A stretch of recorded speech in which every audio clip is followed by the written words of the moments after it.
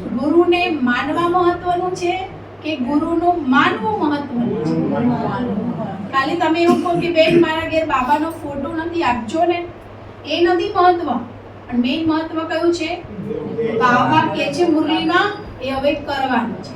તો આજે સતગુરુ પૂર્ણિમાના દિવસે આપણે બધાએ એવો સંકલ્પ લઈએ કે બાબાને, બહેનોને હું મારા તરફથી કેવા કરી દઈશ?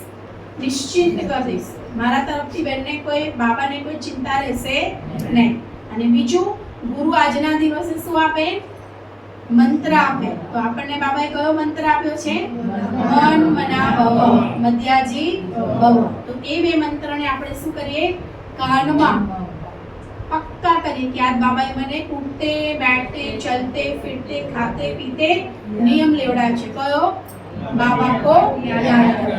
બીજું, આજના દિવસે વિશેષ સતગુરુ આપણને વરદાન તો આપે છે, પણ આજના દિવસે આપણે એ યાદ રાખવાનું છે કે બાબાનું કહેલું હું કરીને કેટલી સેવા કરું છું. કેમ કે જે તમે જો અહીંયા ભાઈ છે આપણા ફરિયામાં, એમને ખાલી એમના ગુરુ એવું કહ્યું છે કે પશુ પક્ષી જાનવર ખાતા હોય ને એના ઓટલા ધોયા. તો તમે ખરેખર ધોવે છે એટલા નશાથી, આપણને તો એ જગ્યાને જોવાનું ના ગમે છે. અને એ ધોવે છે, ખાલી ગુરુની શિક્ષાને પાલન કરે છે.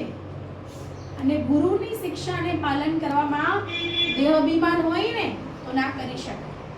એ કરે છે ને દેહ અભિમાન નથી. તો આજના દિવસે આપણે પોતાને પૂછીએ કે બાબાએ મને જે મારા જીવનમાં કરવાનું કહ્યું છે હું કઈ સુધી કરું છું?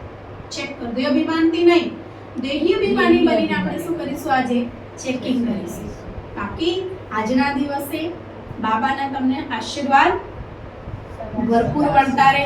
બાબાની બધી શક્તિઓ તમારી ઉપર વરસતી રહે, એટલી વરસે કે તમારી પર વરસીને પછી ઓવરફ્લો થઈ બીજા પર જતી રહે. એટલો વરસાદ વરસે. અને આપ સર્વ સદા કેવા રહો? સ્વસ્થ રહો. અને કાયમ મોડા બતાવતા રહો. કાયમ, કોક વાર નહીં, કાયમ બાબાના ઘરે શું? કેમ કે બાબાના ઘરની રોનક જ કોણ છો? આપ સર્વ છો.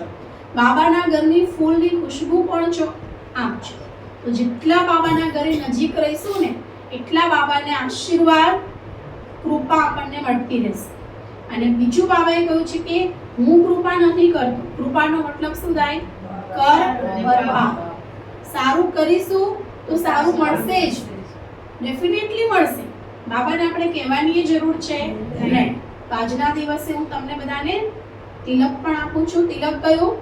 વિસ્મૃતિ થઈ ગઈ છે ને, જે પણ બધું ભૂલી ગયા છો એ યાદ કરાવવાનું તિલક આપું છું કે આપણે શું કરવાનું છે, આપણને બાબાએ શું કહ્યું છે.